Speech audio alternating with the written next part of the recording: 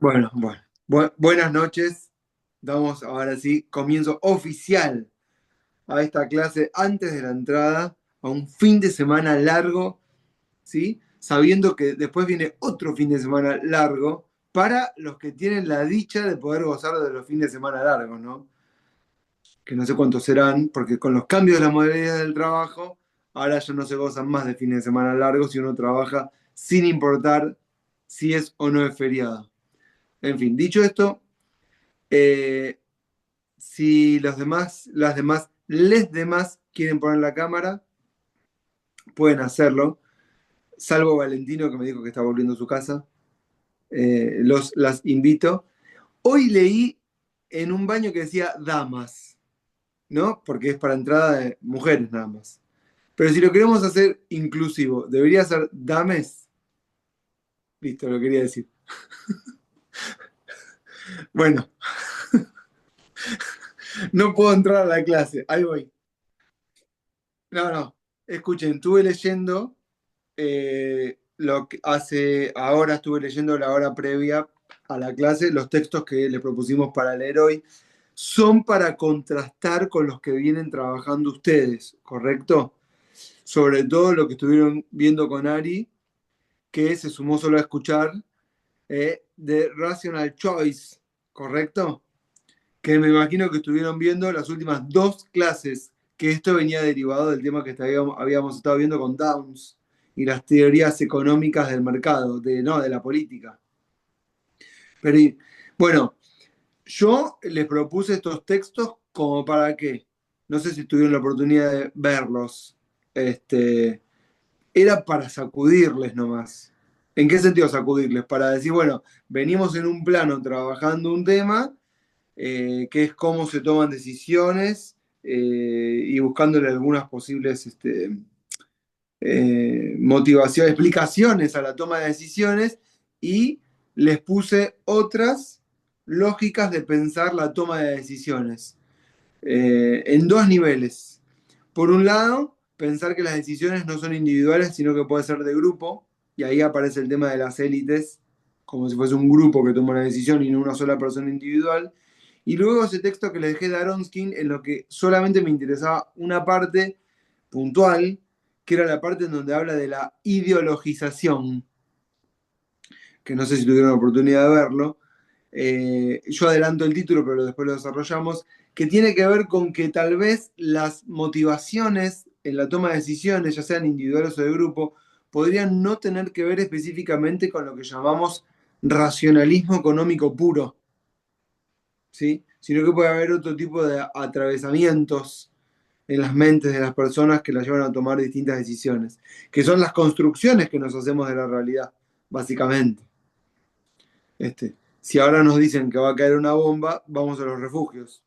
Y uno puede decir, no, yo no creo en las mentiras del gobierno, no va a caer ninguna bomba, no voy a ningún refugio. Nadie tiene la razón sobre eso. Si caía la bomba, te va a decir, viste que tenía razón, y si no cayó, el otro va a decir, viste que tenía razón. Bueno, listo. Pero la idea uno se la forma a partir de la idea que tiene del mundo.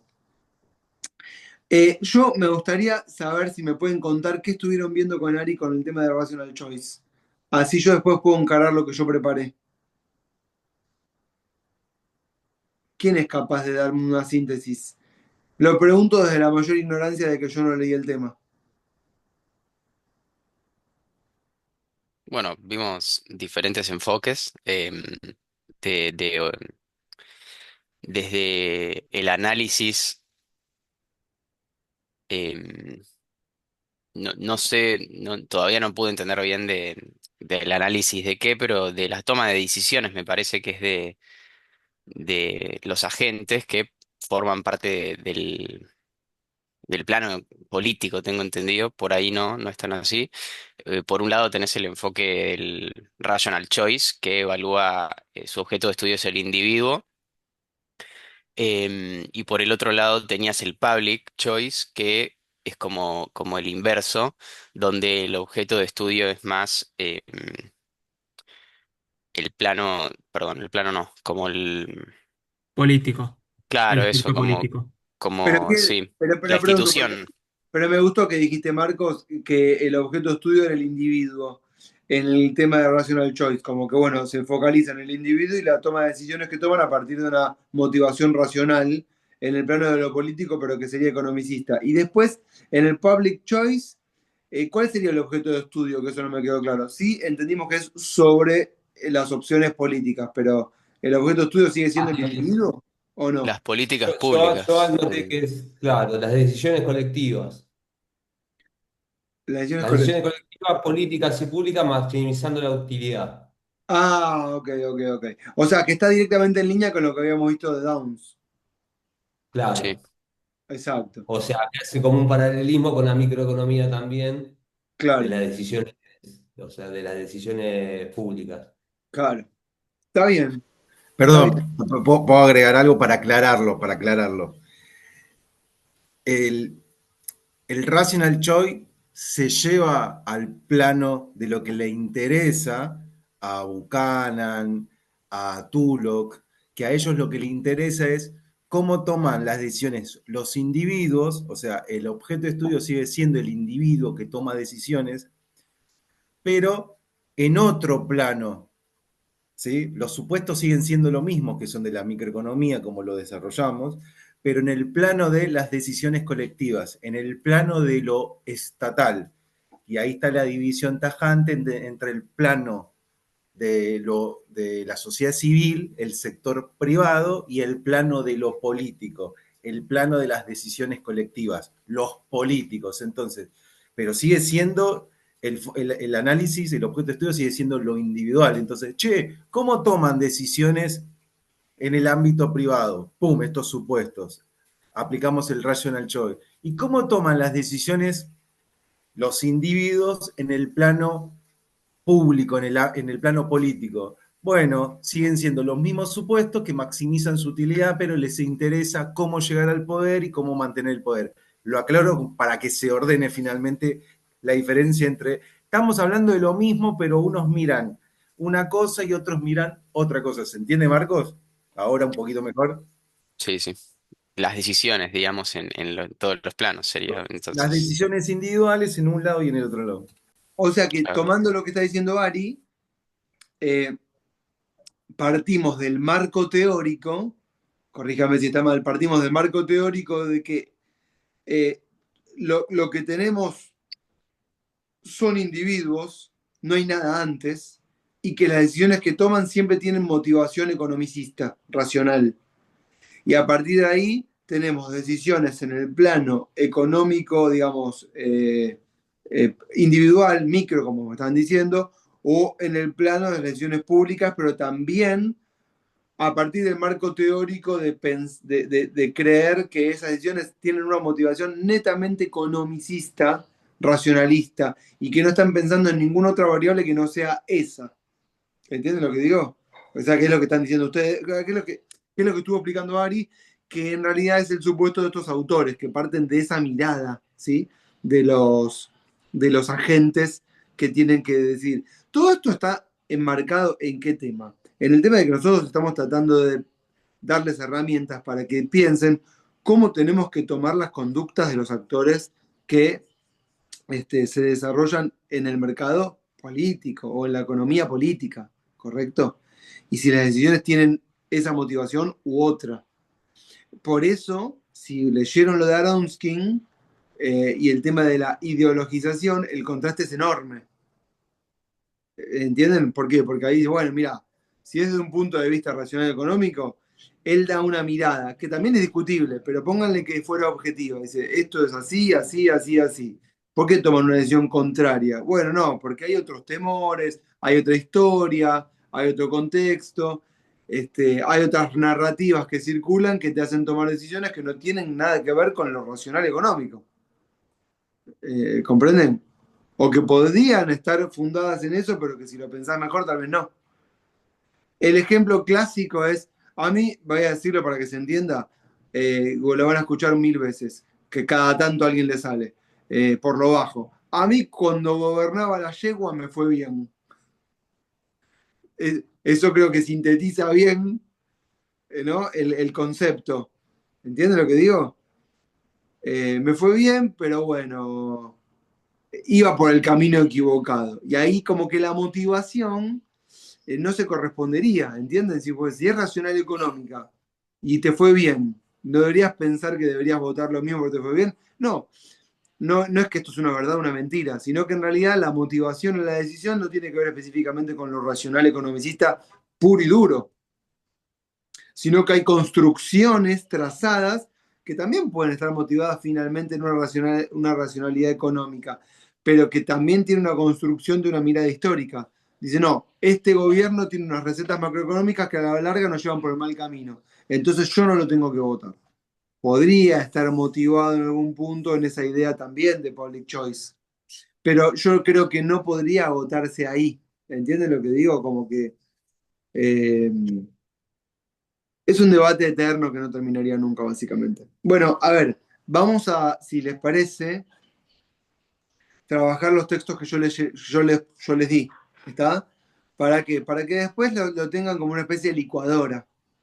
¿Qué significa tenerlo en una licuadora? Tienen todo en la cabeza y tienen que ser capaces de, con todos esos elementos, saber explicar las cosas de la mejor manera posible. Para que se entienda, pasa algo en el contexto, nuestro contexto político. Cualquier cosa que pase.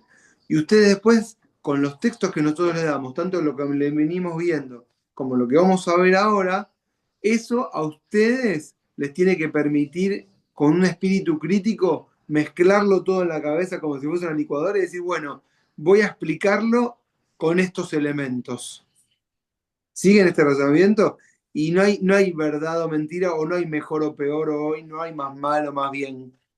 No, esto se explica, la única marco teórico válido es este, no hay un único marco teórico válido para explicar las cosas. Creo que lo venimos haciendo todas las clases y esta no es la excepción con este tema, ¿no?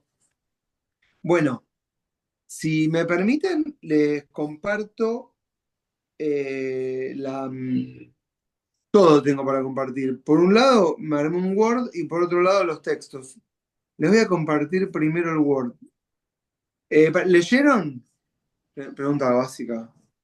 ¿Sí? ¿Estaba fácil o no? ¿O estaba difícil?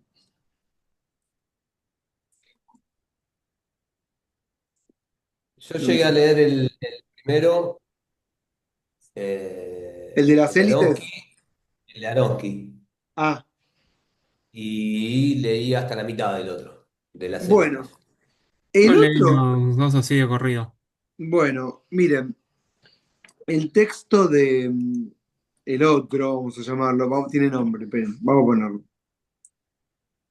Uno es Eh, el de la fuga de capitales y el otro es el de las élites. sí, el de la fuga de capitales me interesaba solamente la parte de la página 30, pero bueno, no importa. El de las elites me importaba más porque el de las elites, esperen que corro esto. ¿Se ve ahí el texto de las elites? Sí, ¿no? Este, Sí, sí. el primero.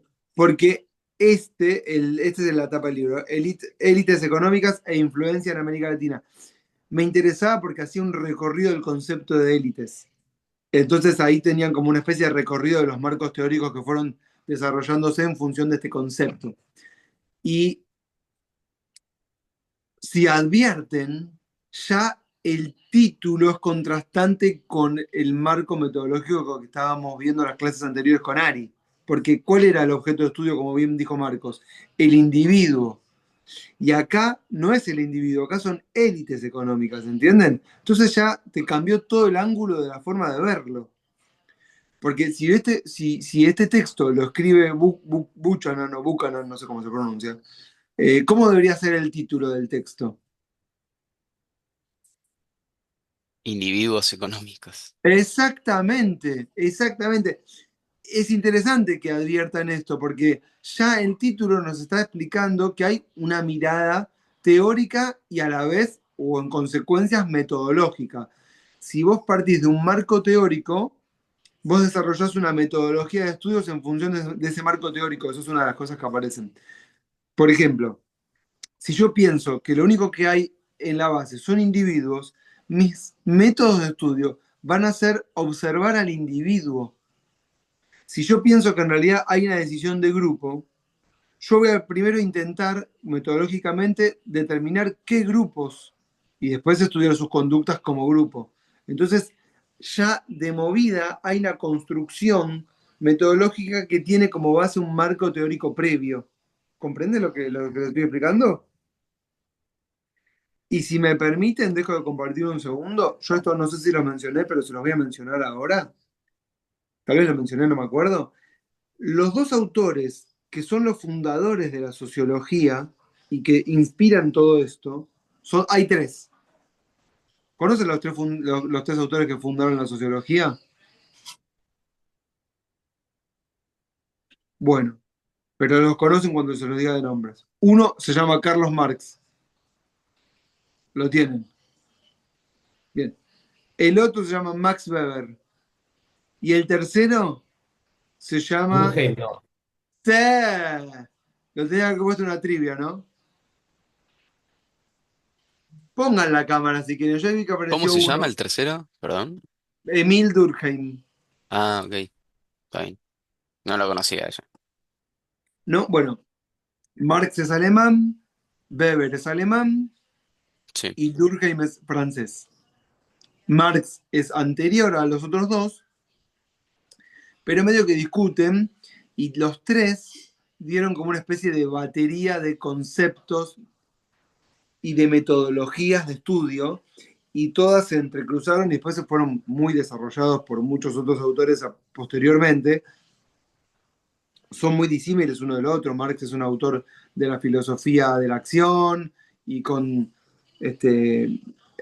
pretensiones de cientificismo, en realidad también Weber y Durkheim, pero desde otro lugar, y crearon un montón de conceptos. Marx, básicamente, el concepto de clase, por decir uno, básicamente. O la idea analítica de que hay una estructura económica y que hay una superestructura político-cultural. Eso es un concepto de Marx. Pero es una distinción analítica.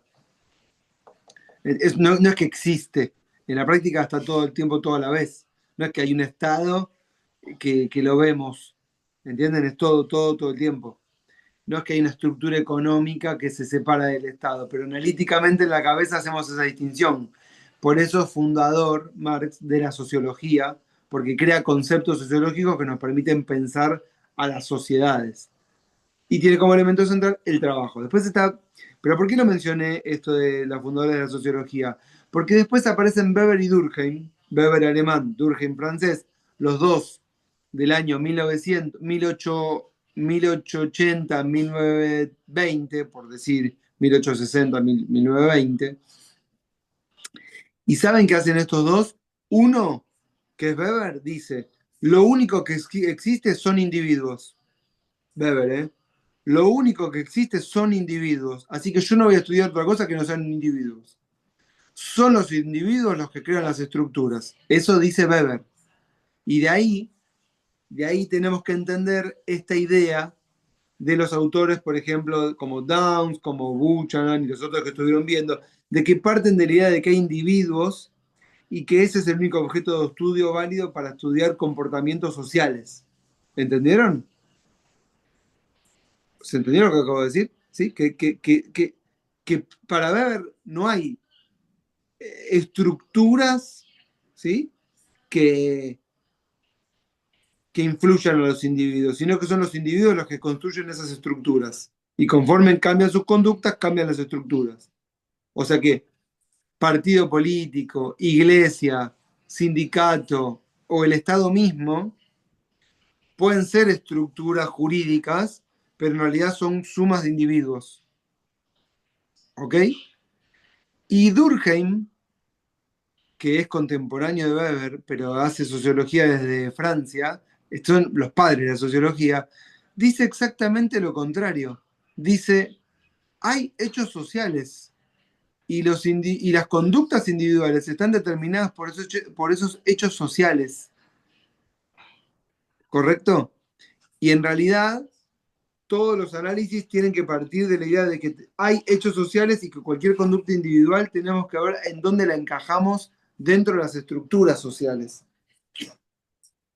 Entonces parte Durkheim de alguna manera de la idea contraria. ¿Ok?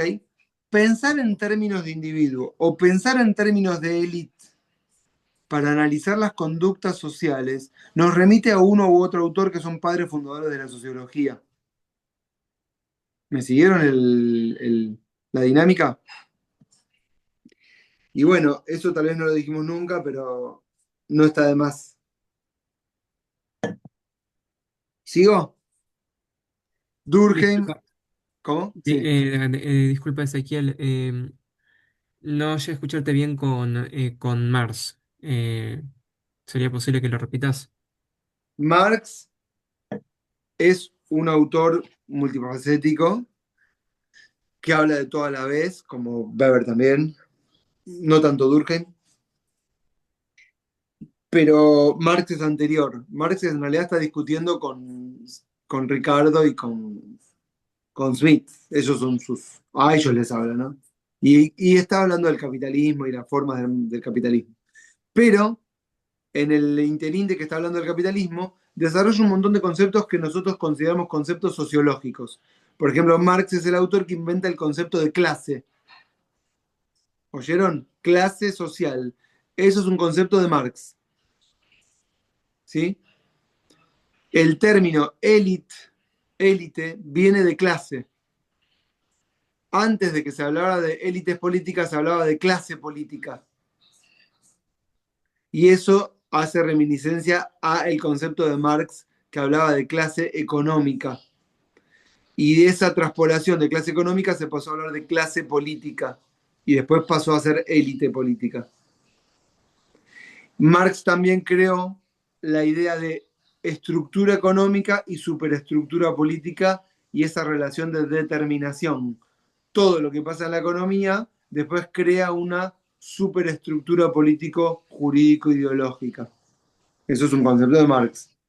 Y es un concepto teórico que no es válido, no es que es verdad o mentira, sino que es un concepto teórico que nos sirve para acercarnos al estudio de las sociedades.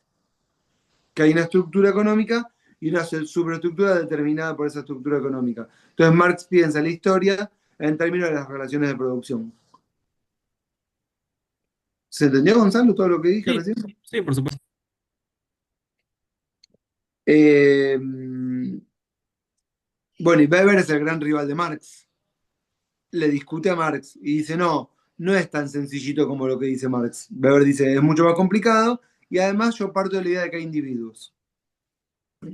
En ese sentido, Weber toma Hobbes, que habla de la suma de individuos. Y el que inventó, ya que estamos para terminar con esta deriva, el que inventó la distinción analítica entre Estado y sociedad, pueden ser los contractualistas, pero yo creo que el que mejor lo hizo fue Hegel, de quien Marx es discípulo. Hegel fue el que dijo, bueno, hay Estado, hay sociedad. El Estado engloba a la sociedad. Y a partir de esa distinción que hizo Hegel, nosotros eso no nos lo podemos sacar de la cabeza. Hasta el día de hoy seguimos hablando en términos de Estado por un lado y sociedad por el otro lado. ¿A quién se lo debemos? A este alemán, Hegel, que vivió en el año 1800. ¿Sigo? Perdón, te hago una pregunta. Sí, Dijiste que Weber habla de la suma de individualismos, digamos. sí, O sí. sea que esto lo pregunto más que nada para saber, ¿se podría decir que Weber tiene un enfoque como más del rational choice? ¿Puede ser? No, ni en pedo. Está bien la pregunta, está bien la Ok, pregunta. Pero ni en pedo, ¿por qué? Porque Rational Choice es una teoría que surge cuando, post 1950, sí. que es un poco, ¿te acuerdan que les conté? Tienen que ubicarse siempre en el espacio y tiempo. Yo lo iba a decir más tarde, pero lo digo ahora. Que es el momento en donde se empieza a hacer ciencia en Estados Unidos y donde lo que está bien y el orden es el que rige, es el del capitalismo, que por oposición a antonomasia tenía al comunismo que estaba del otro lado.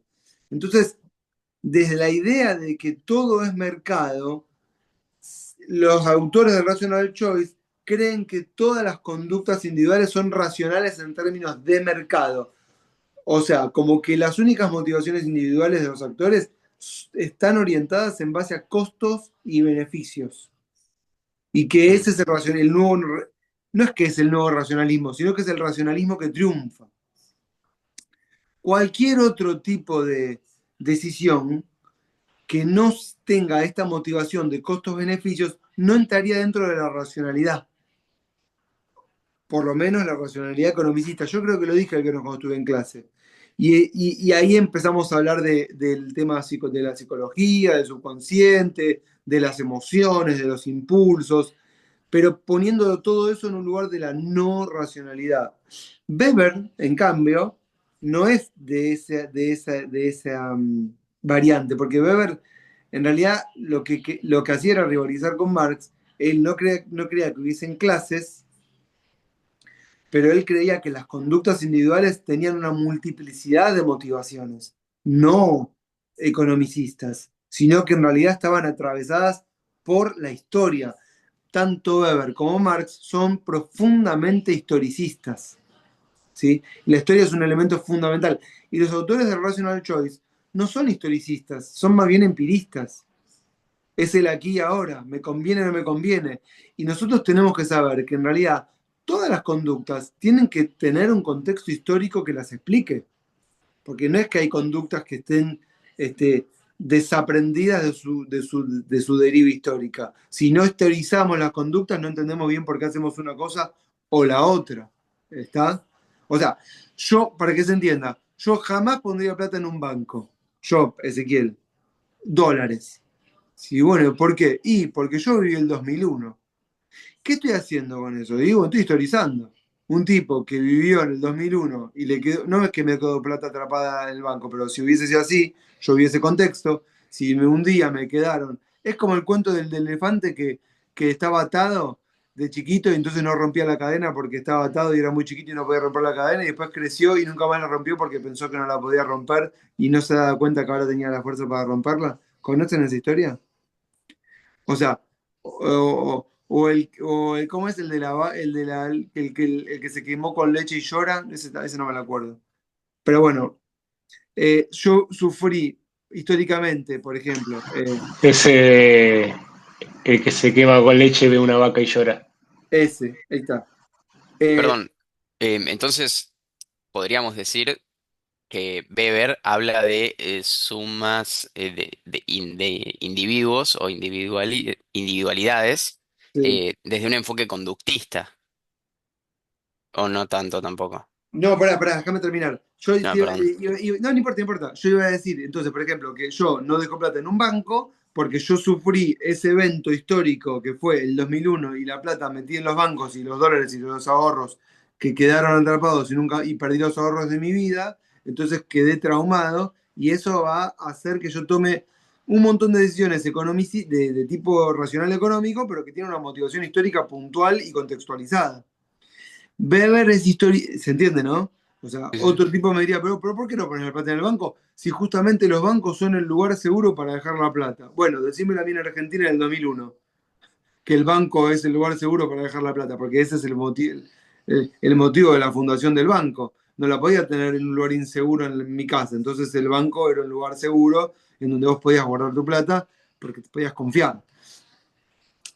Weber, solamente quería decir de Weber, no quiero seguir con esto, que es un autor que piensa desde el individuo las conductas sociales, pero no por eso que la motivación sea única. Weber es profundamente historicista y todas las conductas individuales en realidad están atravesadas por 1500 cosas. Ahí te respondí. Sí, sí, En sí, sí. cambio, en cambio, los racionalistas creen que hay un solo motivo. Weber en realidad dice, no, puede haber miles de motivos. Hay algunos motivos más importantes que otros, hay pluralismo causal, hay una multiplicidad ¿entienden? Sí, De sí, sí. eventos que están ahí alterando mis conductas. Mm. Bueno, eso lo quería decir, vuelvo a compartir, por el tema del título del texto. Que el texto piensa en términos de élites, ¿correcto? Élites y no cualquier tipo de élite, élite económica, porque también había élites políticas. ¿Está? Eh, ¿Qué hacen los autores, las dos compiladoras? Creo que son dos mujeres, a ver. Sí, María e Inés. Bueno, hacen una introducción, esta, que está acá, introducción, después hacen su trabajo. Ah, no, solamente la introducción. Sí, después miren, Inés Nercesian trabaja sobre México. Y la otra, ¿cómo se llama? Marisa Mendoza. Ah, trabaja sobre élites económicas en Chile y en Perú. Pero las dos hacen la introducción. Y la introducción, que es esta, es una introducción más bien metodológica, que cuenta qué cosa. Escuchen lo que voy a decir ahora porque este es el tema. Las autoras cuentan la historia del concepto de élite, ¿sí? Es decir, cómo fue desarrollándose el concepto de élite, tanto política como económica, a lo largo de la historia de las ciencias sociales, ¿sí? Eh, esperen que voy a dejar de compartir. Estoy pensando cómo decirlo.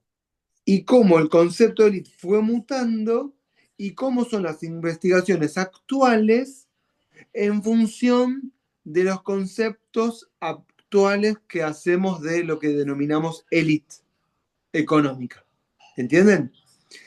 Y me gustaría a mí, bueno, y lo que hacen es una historización del concepto.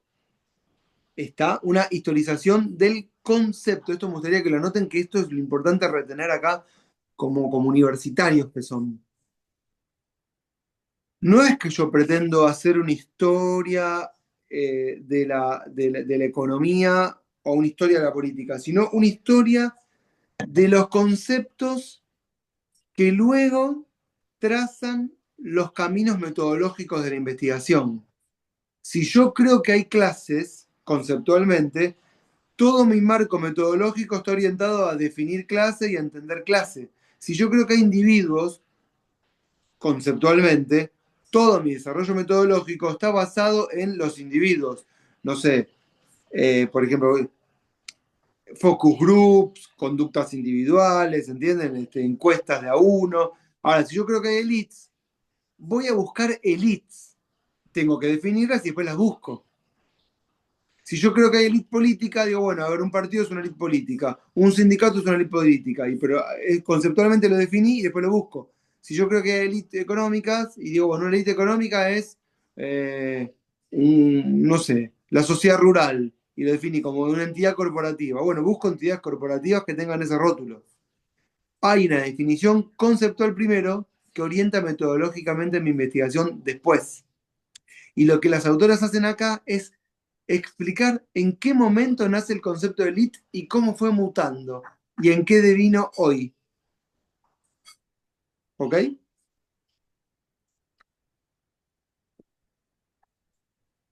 Bien.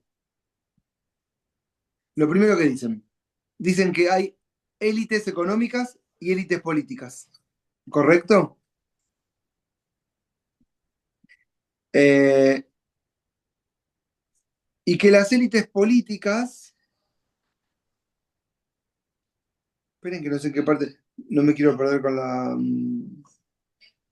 Lo voy a leer, está en la página 9, va a ser más fácil, pero tengo miedo de repetirme mal. Miren acá. Acá, ¿están viendo? Acá. Proliferó un conjunto de debates en torno a la definición de élite. ¿Quiénes son las élites? ¿Cómo medirlas? ¿Por qué élites y no clases sociales? Son preguntas que se hacen, ¿correcto? Y más abajo dice, bueno, ¿dónde corno está la de élites políticas? Esperen, ¿eh? Esperen que leo que va a ser más fácil. Estas cuestiones han sido el corazón de las polémicas porque en el modo de definición de sujetos influye también en los diagnósticos. Esto lo dije. Acá está. Mira, acá está. Las élites políticas, dice la autora, son fáciles de definir o de ubicar. ¿Por qué? Porque dice que son personas que ocupan cargos públicos y son permeables a intercambiar con la sociedad. ¿Sí? Un partido político, por ejemplo. En cambio, una élite económica, dicen, ocupa un perfil bajo, opta por un perfil bajo y es reticente a la exposición pública, lo que torna más difícil el acceso a la información y al desarrollo de las investigaciones. Es decir, dicen las autoras que pensar en términos de élites económicas se hace un poco más complicado porque es difícil identificarlas, ¿correcto? Eso no significa que no existan miles de formas de identificarlas, pero bueno, no es la misma la información que existe. Esperen que tengo que tomar. ¿Es Después, reticente? ¿cómo?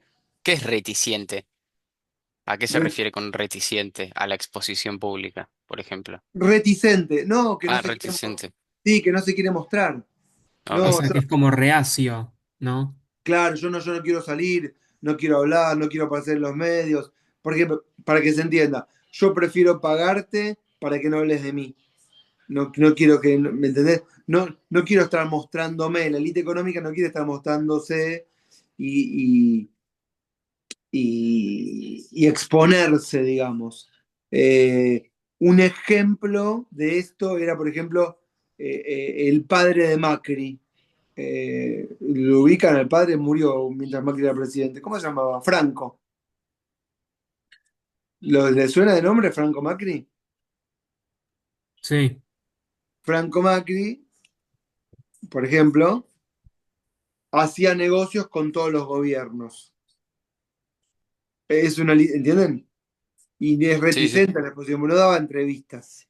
Chabrán no daba entrevistas. Chabrán, que cuando le sacaba una foto, fue después el caso Cabezas. Perfecto. Se entendió. Lo que pasa, Marcos, te voy a decir, estamos viendo tiempos extraños en la actualidad, porque, y eso está al final del texto justamente, porque últimamente las élites económicas se están mostrando mucho más que antes. Sí, Hoy, está como pasando lo contrario a lo... exacto, claro, pero ¿vieron en Los Simpsons hay un capítulo que lo muestra re bien. Yo no sé si ven Los Simpsons o ya no se ve más o qué pasó con Los Simpsons. A lo sumo de los viejos. Hay un capítulo en el que el señor Burns vendría a ser como Franco Macri, que podría ser, por ejemplo, como, bueno, Midling, qué sé yo. Midling, Marcelo Midling, el dueño de Pampa Energía, creo que es, que un día se juntó con Alberto y le dijo, mira, haz lo que quieras, pero yo no quiero salir en ningún lado. Alberto Fernández. Ese modelo era el del señor Burns, que era como los ricos de antes, tipo Rockefeller. Justo Rockefeller, no sé. Y después aparece un nuevo rico en un capítulo de Los Simpsons que se muestra en público, que regala plata, que hace como que es más extrovertido, ¿sí? Y se parece más a los magnates de ahora. Por ejemplo, Elon Musk, que es el paradigma del nuevo rico. Pero eso ya sería como un nuevo concepto de elite, pero no empecé ni a hacer el recorrido. Reticente sería que no quiere mostrarse. Hoy ya no es así por la proliferación de redes sociales y de ahora todo se quiere mostrar. Vieron que hay no blogs, YouTube, tipo, ¿cómo se llaman? Podcast de empresarios que hablan. Hay como una especie de juego de seducción de que, mira, me muestro y te muestro qué campeón que soy. Y como que se desnudan, ¿no? Y volviendo al texto, ¿no? Me parece, es una interpretación mía, también tiene que ver con lo mismo del texto, ¿no? Que el político clásico ya tiene una imagen media, imagen, ¿no? Sí. Una imagen media no tan aceptada. Entonces, va, lo que se habla ahora que dice que ningún líder político va a salir de las líneas de la política clásica, si bien va a ser, Bueno, no sé, Trump. pero eso también cambió en el último tiempo, con la aparición a partir del 2012 de los políticos que se parecen más a uno y que no son tan acartonados y políticamente correctos, sino que patean el tablero, ¿correcto? Milei sería, por ejemplo, ese caso, ¿no? Mira, te voy a hablar como te habla. Me quiero diferenciar de la casta política. Bueno, mira, eso que me decís me retrotrae un poco la historia que hace la autora, que era lo que quería decir. Bueno, eh, Hay una autora, bueno, vuelvo a compartir, que dice, bueno, que, que acá está en la página, acá, que se llama Tasha Fairfield, ¿sí? Que dijo, bueno, ¿cómo podemos medir las élites? ¿O cómo podríamos hacer para, para ubicarlas dentro del espacio a partir de decir a cuál considero, cuál no? Y lo planteó, acá está, en términos del poder estructural, es decir, el relativo al peso que poseen en la estructura productiva de cada país. Y esa sería una posibilidad de pensar en élite. Por ejemplo, un grupo económico, ¿sí? Que tiene un peso relativo importante respecto de toda la estructura, podría ser alguien a medir o alguien de quien interesarse por qué decisión toman, ¿correcto?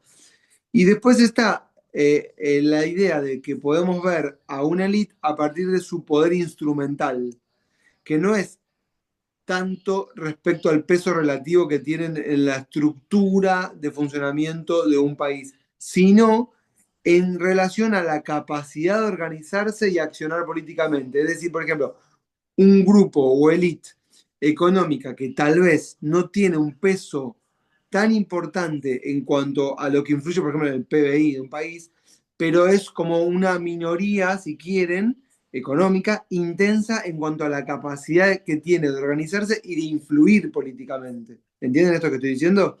Y esas serían como dos formas de tal vez pensar cómo podemos abordar el tema de las élites desde de esta autora, que sería, por un lado, el peso estructural y por otro lado, el poder instrumental a partir de su capacidad organizativa y el accionar político. ¿Ok? Eh, después, eh, sigue hablando más acá en la página 10, en la página 11, de que se plantea el problema para los autores de cómo medir la influencia de las élites. ¿Por qué?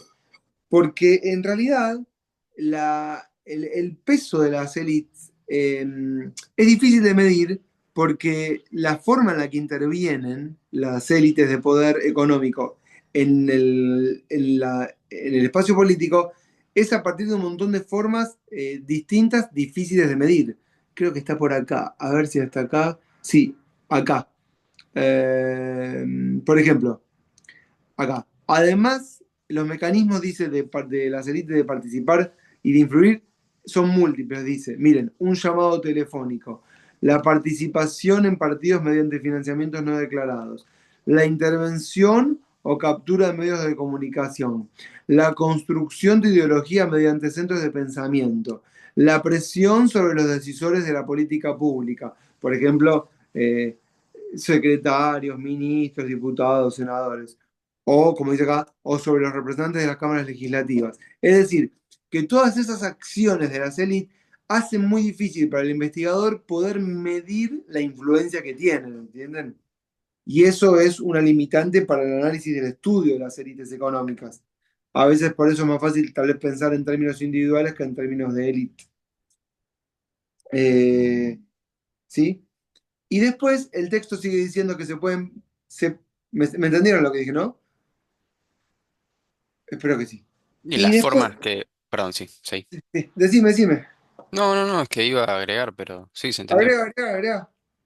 No, como que estabas diciendo las formas en que podían las élites económicas influir para que no se, para que se dificulte medirlas, digamos, que es mediante, por ejemplo, llamados telefónicos, ¿entendí bien? O por ejemplo, financiación, justamente lo que habías dicho, ¿no? Como te pago y Exacto, no hablas de mí, bueno, y más cosas. exacto. Y eso es Influencia en políticas públicas, en influencia en decisiones políticas, perdón. claro. Quiere decir que son cosas que pasan, pero que son difíciles de medir. Y como son difíciles de medir, es difícil medir la influencia de una u otra. Entonces uno después termina hablando como genéricamente. ¿Vieron cuando dice, no? ¿Vieron cuando uno dice, no? Porque acá las élites de poder gobiernan este país y piripipi para papá. Bueno, pero escúchame, ¿cómo lo medimos? ¿Qué influencia tiene una y otra? ¿En qué te basás? ¿Por qué una es más importante que la otra? ¿Entienden? ¿Se puede medir así o en realidad es un marco ideológico que explica todo y no explica nada al mismo tiempo? O sea que lo que dije son las formas de medir a las élites Lo que está económicas. diciendo la autora es que en realidad cuando hablamos de élites económicas y lo planteamos en términos concretos, en un marco metodológico, para decir, bueno, esto es verdad, se hace difícil el trabajo. Se hace difícil porque es difícil medir todo esto. Ok, Eso estoy diciendo. sí, sí, sí. Puede tener cierta verosimilitud, pero hay que buscar la forma metodológica de hacer un trabajo a conciencia, que eso es lo más difícil. Bueno, una forma fácil de pensar a las élites económicas es a partir de la representación político-institucional. Eso es algo sencillo de hacer. Y eso es lo que dicen acá. Por ejemplo, si, bueno, a ver, yo digo, bueno, hay tales cámaras representativas, no sé, la Sociedad Rural, la EA, la Fundación Mediterránea, por élite económica, ¿no? Entonces es fácil, no sé, CRA, la Cámara Argentina de Construcción, CAME, la AmCham, las pequeñas y medianas empresas agrupadas en APYME, no sé, las que se imaginen. Desde ese punto de vista, es fácil identificarlas porque están agrupadas políticamente y tienen una visibilidad. La UIA, ¿correcto? También es fácil explicar, o no es fácil, pero se pone, es sencillo el trabajo, aunque es un trabajo, medir la influencia de las élites a partir de los actores que identificamos como miembros de esas élites y ver qué cargos públicos ocupan, que eso es algo que comúnmente se hace y justamente es el trabajo que viene a continuación de que mide, por ejemplo, que en los gobiernos de Macri y de Michel Temer en Brasil, qué funcionarios ocupan distintos cargos públicos, secretarios, directores, ministros o entes desregularizados, que son actores que provenían de empresas que estaban en el mercado, que eran importantes y que pasan automáticamente a estar en cargos públicos. Y eso sería como un trabajo más sencillo de hacer y que se hace mensurable, ¿ok? Eh, y bueno, después finalmente las autoras terminan diciendo, antes de hacer el recorrido histórico del concepto de élite, terminan diciendo que el abordaje de todo el libro, y esto es interesante, empieza en la década de 1960, ¿sí? ¿Y por qué empieza en 1960, dicen las autoras? Porque en esa década, dicen, y coincide también con los autores del Public Choice y del Rational Choice, dice, voy a dejar de compartir acá, dice la autora, es el momento en donde la estructura económica tiene un cierto grado de desarrollo que permite visibilizar ciertos actores, ¿correcto? Y a partir de la visibilización de ciertos actores se hace más fácil, digamos, en algún sentido, medirlos o reconocerlos. Y que después, en los años 80 y 90, en América Latina, se consolida, dicen, un marco político y jurídico afín a que esas esas élites económicas puedan desarrollarse, digamos, lo que sería en un marco de convivialidad. Es decir, empresas y actores económicos que pueden estar representados en élites que tienen un cierto grado de reconocimiento estatal y que pueden dialogar y que tienen cierta visibilidad que nos permite medir. ¿Entienden? Por ejemplo, ¿cuándo nace la Fundación Mediterránea? No sé, 1985. Igual no sé, creo que estoy inventando, alguna vez lo escuché, pero no me acuerdo cuándo. Pero en estos años 80, 90, nacen un montón de estructuras organizativas de élites económicas que tienen representación y que dialogan, interactúan y que se organizan de la misma forma que se habían organizado en años anteriores, sindicatos, partidos políticos y otros actores que son actores políticos con los que dialogan o con los que se pelean. Bueno, dicho esto, ¿me están siguiendo? ¿Voy muy rápido? ¿Cómo voy? No, bien, bien. Una duda sobre el marco jurídico que se desarrolla, que Sí, acabas de decir. O sí. sea, se forja ese marco jurídico para que esto suceda.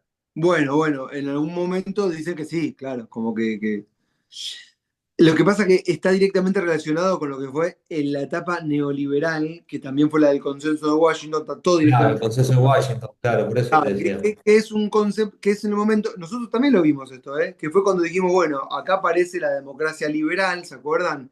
Que es esta idea del diálogo posible, ¿sí? De que en un marco de, como decía, convivialidad podemos articular y llegar a políticas públicas que sean para el bien de todos, pensando que no le falte nada a nadie. Yo creo que se los dije cuando les dije que se empezaba a hablar, no sé si lo mencioné, creo que sí. Se deja de hablar de la lucha por la igualdad y se pasa a hablar de el combate contra la pobreza, que fue un momento en donde el marco teórico fue, bueno, eh, podemos vivir en democracia, todos pueden estar incorporados, no todos vamos a ser iguales, eso es un concepto igualitarista que está del otro lado del muro y de la cortina de hierro, ya lo habíamos mencionado, pero del lado de Occidente podemos debatir democráticamente y llegar a acuerdos y no tiene que ser la guerra la única forma en la que tengamos que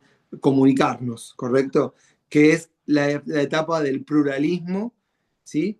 Y de la convivencia pacífica y de un mundo que funciona de acuerdo a reglas. Hoy se quebró un poco todo, pero bueno, es más, estamos en guerra.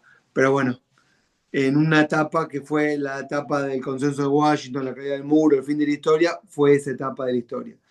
Ahora bien, después lo que hacen las autoras es desarrollar el concepto de élite. ¿Sí? ¿Cuándo nace? ¿Cómo nace? ¿Y cómo evoluciona? Eso empieza, si me permiten, acá voy a compartir un resumencito que después se los voy a pasar, que me hice, en la página, esperen que este es mi Word y voy a compartir mi Word. Acá está. Espérenme. En la página, acá, en la página 13, ¿sí? Eh, bueno, lo voy a leer directamente. Cu- Miren, casi que se parece a un PowerPoint. Nunca preparé una clase mejor que esta. ¿Cuándo arranca el estudio de las élites? Dice la autora. Pregúntale. Bueno, esto ya lo sé, se lo voy a decir. Arranca con estos tres autores, que se llaman Mosca, Pareto y Michels, que lo desarrollan el concepto de élite entre los años 1890 y 1920. Creo que la vez pasada en clase el viernes se lo mencioné cuando les hablé de Schumpeter. No sé si se acuerdan. ¿Se los dije o no se los dije? Eh, bueno, si no me dicen nada es que no. Estos autores son los creadores de las teorías de las élites. Pueden ponerlo así en sus apuntes. Mosca, Pareto, creo que va con doble T Pareto, y Michels. Los tres lo hacen desde Italia. Michels era alemán, fue discípulo de Weber, pero después se mudó a Italia. ¿Sí? Y estos autores advierten, miren acá, esto lo estoy citando del texto, por eso está en negrita y cursiva, que hay una minoría política organizada que por su posición influye sobre el conjunto de las sociedades. Estos tipos, en 1890, empiezan a ver qué cosa, dejo de compartir, empiezan a ver como que las teorías jurídicas que habían nacido después de la revolución no funcionan, ¿sí? Para explicar lo que está pasando respecto a los comportamientos políticos y sociales y de mercado. Y si yo acá lo que estoy viendo, dicen estos autores, es que hay, ellos van a hablar de una clase política, ¿sí? Que se desprende de las mayorías a las que dicen representar, ¿sí? Voy a decir solo estos autores, y que terminan beneficiando sus propios intereses. Y ellos empiezan a hablar de clase política. Lo toman de Marx el concepto de clase, pero en vez de clase económica, clase política. Y ahí hace una distinción entre, escuchen, esto es sencillito, pero escuchen, los de arriba, que es la clase política, o los de abajo, que son los sectores populares. Esa deriva de clase política después va a devenir en élite política. ¿Entienden? Porque clase es un concepto que utilizan los marxistas. Y estos autores, Mosca, Pareto y Michels, son autores que no son marxistas, son teóricos, muchos en realidad, algunos más bien conservadores, pero más que nada son lo que podemos llamar la corriente que después se llamó realista. ¿En qué sentido realista? Que necesitaban algunos conceptos teóricos que les expliquen un poco mejor lo que estaban viviendo, básicamente. Porque les hablaban en esa época a estos autores de la división de la teoría de los poderes, la división de los poderes, el ejecutivo, el legislativo, el judicial, el sector económico que no participa de la política, y ellos veían que funcionaba todo de manera distinta. Y entonces elaboraron este concepto de teoría de las élites. ¿Ok? Y ahí nace la idea de élite. Y ahí podríamos poner, ellos dicen, élite económica y élite política. Después las autoras, estas dos autoras, en el recorrido que van haciendo, dicen, bueno, ¿y qué autor continuó esto que fundaron Mosca, Pareto y Mitchell, que fue la teoría de las élites? Bueno, nosotros habíamos visto en clase que Schumpeter había sido un neoelitista, ¿se acuerdan que les conté? Que es que el que tomando estos autores vuelve a trabajar diciendo, miren, acá no hay ningún tipo de racionalidad, la gente no sabe un carajo y les proponen cosas y la gente elige. ¿Ok? ¿Se acuerdan que les conté eso? Y que Schumpeter era de la corriente del neoelitismo y pateaba el tablero cuando decía las personas, los individuos no son seres racionales y no saben un carajo de lo que deciden. Bueno, en 1956, también en Estados Unidos, hay un sociólogo súper importante que se llama Wright Mills, que lo tenemos en la bibliografía y que lo dimos otros cuatrimestres en el virtual, pero no lo dimos acá, y ahora pienso que tal vez deberíamos incluir, pero bueno, pero las autoras lo mencionan. Y este tipo, Mills, desde Estados Unidos, es un sociólogo fundamental porque abrió una línea de trabajo para el análisis de las élites económicas. ¿Sí? Y dice Mills, y esto que está acá es una foto del texto que tienen. En su estudio sobre la sociedad de Estados Unidos, ¿se acuerdan que les conté que todos se mudó a Estados Unidos y todos hablan de Estados Unidos? Dice, en su estudio sobre los Estados Unidos, este señor Mills identificó, escuchen lo que viene ahora, un proceso creciente de concentración de poder en la cúpula, ¿sí? Esto está basado de los otros tres que hablaban de una parte, una elite, los de arriba y los de abajo, la cúpula sería arriba, en tres dominios principales, constituidos por las élites económicas, económica, política y militar.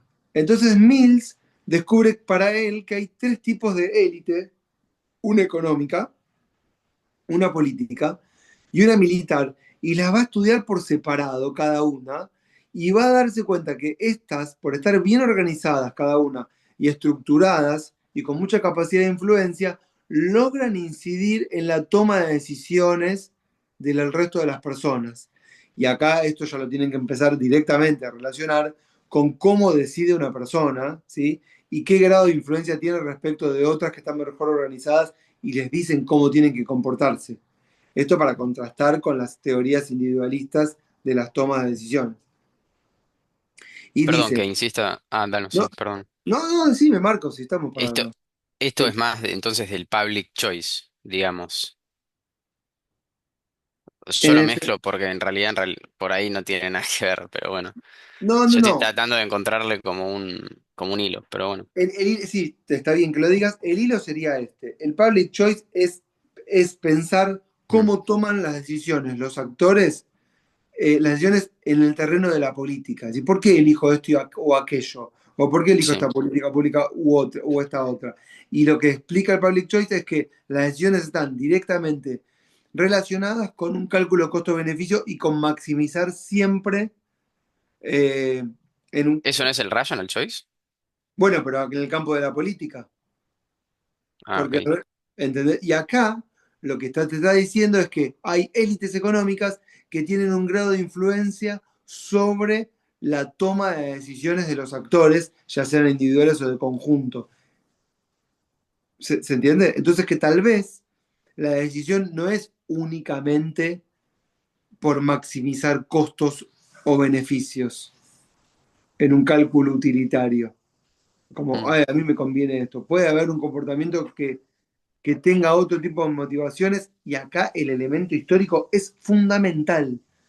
O sea, yo creo personalmente, acá igualmente las autoras lo dicen, y está atravesado así el trabajo, en que ninguna decisión se explica sin su contexto actual e histórico.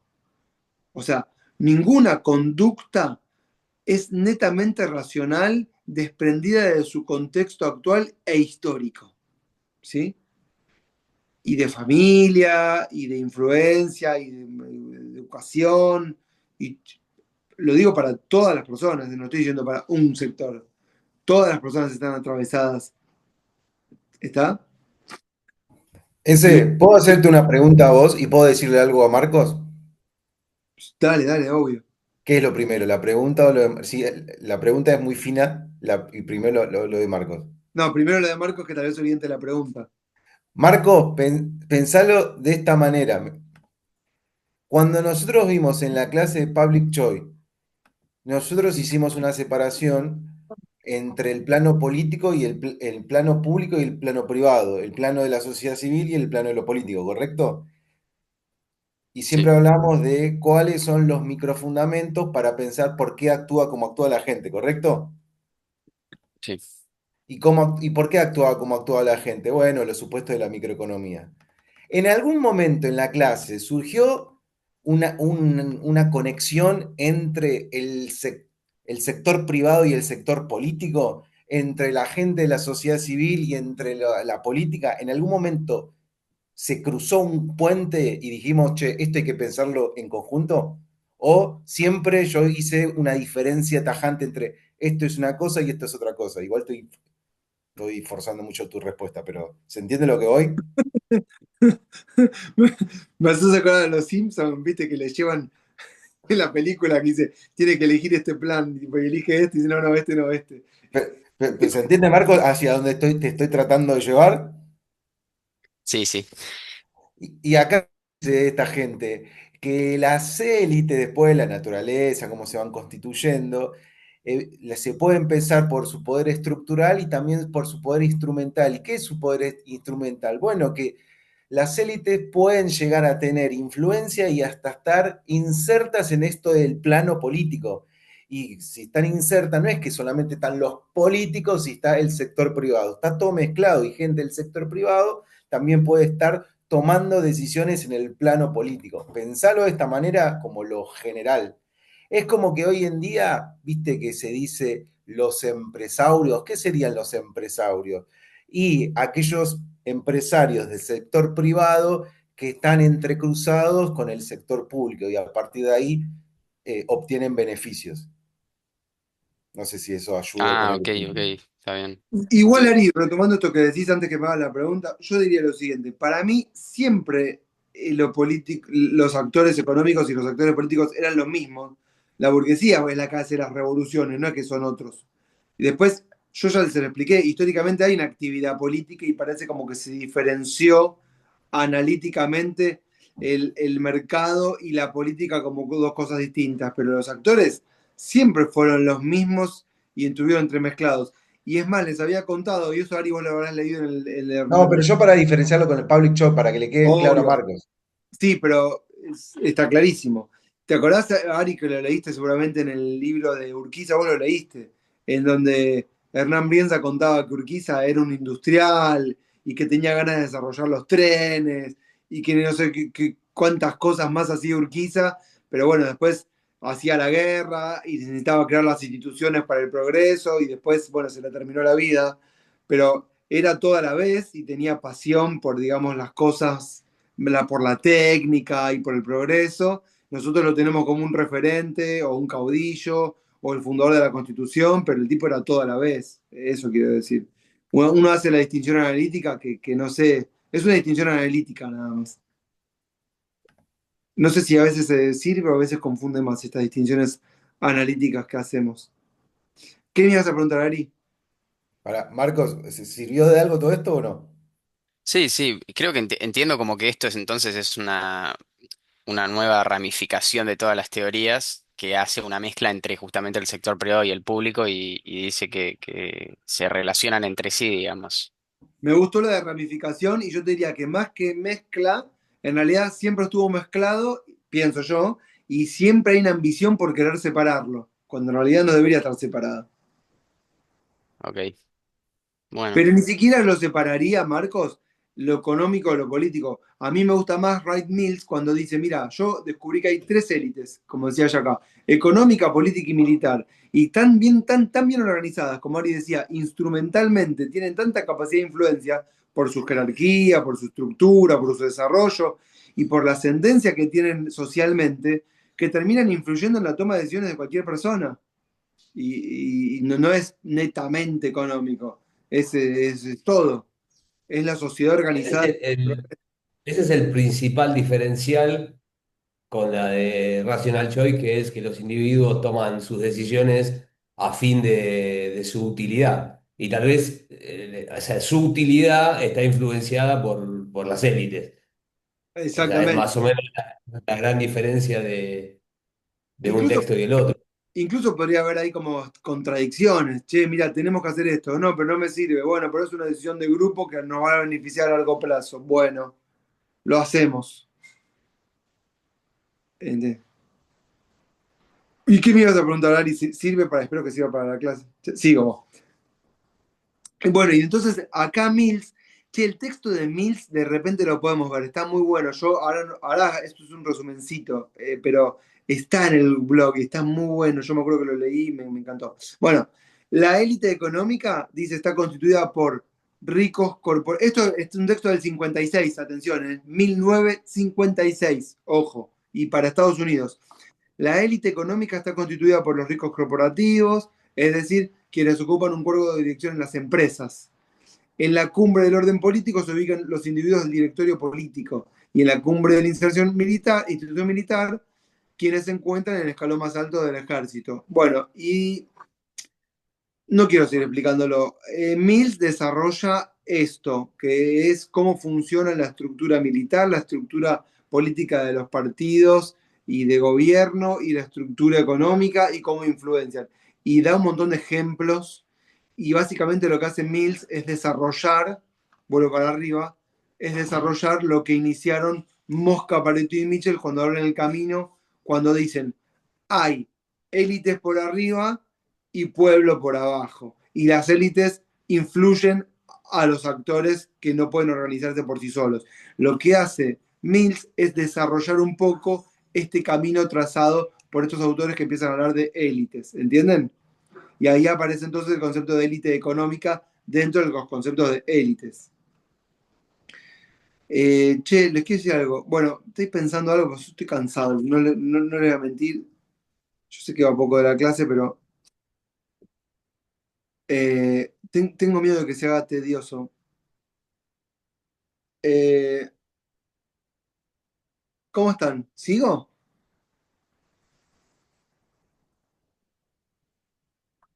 Quiero ver en la cara. Son 10 y 20, no sé. No, ¿saben qué había pensado? En dejarles el resumen que hice. Eso Sí, está mal. sí, buena idea, buena Eso está. idea. y Compartírselos. eso está bueno, sí. El resumen, pero voy a decir algo. El resumen, voy a compartir.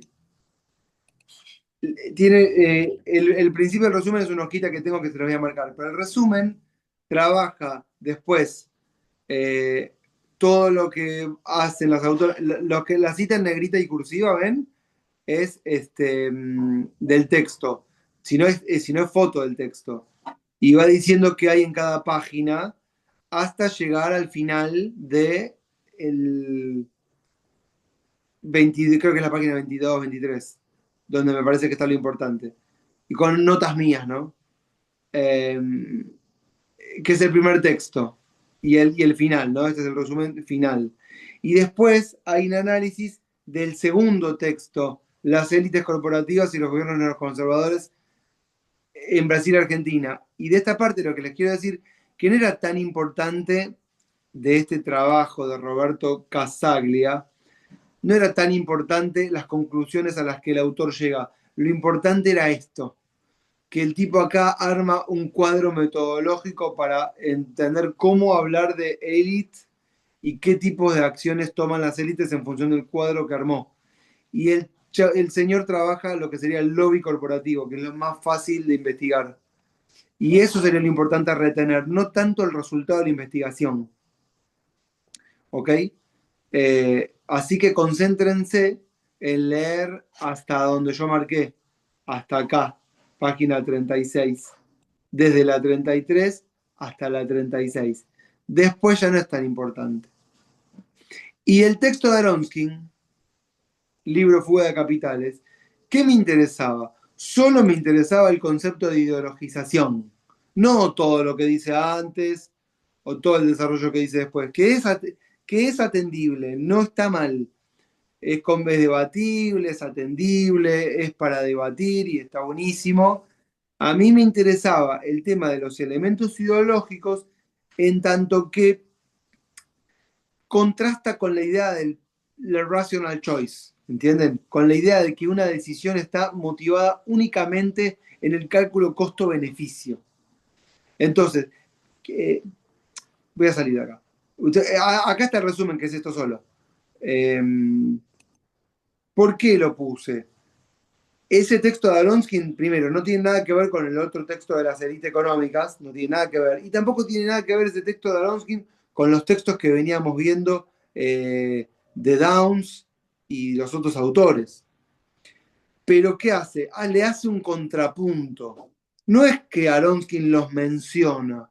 Nosotros estamos haciendo el contrapunto a partir de dárselos a ustedes. Es como que estamos proponiendo a nosotros un diálogo y una reflexión que requiere de ustedes voy a decirlo en términos muy siglo XVII, esfuerzo de virtud. Es decir, leer un cachito y pensar. Tenemos la vara muy alta con ustedes. Y bueno, así tiene que ser. No es que Aronskin menciona el texto de las élites o el rational choice o el public choice. Ninguno le está diciendo nada a los otros. Pero como les dije al principio, la idea es meterlos todos en la cabeza y como si la cabeza le fuera una licuadora y hacer el trabajo que está haciendo Marcos, que está intentando constantemente tratar de unir todo. Finalmente eso debería pasar en el examen. Cuando tienen que unir todo y dicen, mira, esto me cierra por acá, por allá, esto lo puedo explicar de esta forma, pero también de esta forma. Todo puede servir para explicar. No hay verdades. Sí, igual a la hora de conectar vengo para atrás, pero bueno. No, bueno, pero es la lectura la que les permite hacer esto, ¿entienden? Es la lectura. Y cuando digo no hay verdades, vuelvo sobre el principio para otra vez al final. A partir de escuchen, lo voy a decir de vuelta, quiero que retengan esto. A partir de la conceptualización es que aparece la metodología de investigación. Yo me creo un concepto, lo armo o tomo uno que me parece que es válido, ese es el marco teórico, esa es la teoría, y a partir de ahí creo una metodología. Si creo que hay individuos, mi marco teórico es individuos, mi marco metodológico está basado únicamente en pensar en términos individuales. Si yo creo que hay elites conceptualmente, mi metodología de estudio va a ser encontrar elites. En la sociedad no es que hay elites, yo las veo, ¿entienden? Si yo digo que hay monstruos, busco monstruos, para que se entienda. Entonces me armé un marco teórico, existen los monstruos, bueno, voy a buscarlos. Encontré acá, encontré allá, encontré en el otro lado. La teoría de los monstruos, la metodología de los monstruos. Perdón que sea tan idiota con lo que estoy diciendo, pero para que se entienda. Primero creo el concepto y después metodológicamente avanzo. Entonces, acá ustedes tienen para contrastar élite por un lado, individuos aislados por otro lado. Y todo puede servir. ¿Está? Sí. Les voy a compartir después el Word y creo que con esto estábamos, Ari. ¿Está bien? Ya que estás ahí mirando. Qué grande, nene. El martes siguen con Ari. Pueden seguir desarrollando esto que es interesante, ¿por qué no? O podemos avanzar con otra cosa. Lo vemos, lo vemos. No nos anticipemos ahora. El texto de Mills está bueno, lo voy a leer, y está en el programa. Lo tengo ahí como referencia, pero si hay que avanzar con otras cosas, no. Acá lo va a decir el doctor Mourlas. Ídolo. Mañana le subo algo. Eh. Chicos, buen fin de semana. A los que son padres, feliz día. Y a los que no, también. ¿Estamos? Dale, buen fin de. Que Chao, buen anden. fin de, Chau, chau. Y feliz día. Buen fin de- feliz Chau, día. chau. Chao, chao.